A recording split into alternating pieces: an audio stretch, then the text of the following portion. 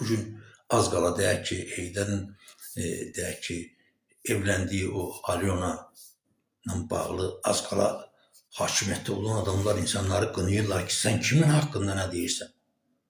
Bəli, geçsin. Əgər sən Heydər Əliyev də deyək ki, onun arvadı da geçsinlər, harada istəyirlər yaşasınlar, nə qələt istəyirlər eləsinlər.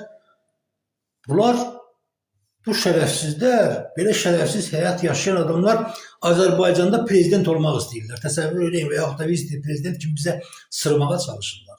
Siz bunun fərqindəsiniz mi? Yəni söhbət ondan gedir. Yoxsa bizim nəyimizə lazımdır Alyona harada nə qələt eləyir və yaxud da Heydər Əliyev kimi alır, kimdən? Heydər Əliyev deyək ki, heç bu şeydə deyək ki, Davosa və yaxud da deyək ki, harasa getməsə, bu hökumət işindən baravar hara gəldi, burnunu soxmasa, kim də Heydər Əliyevdən maraqlanır?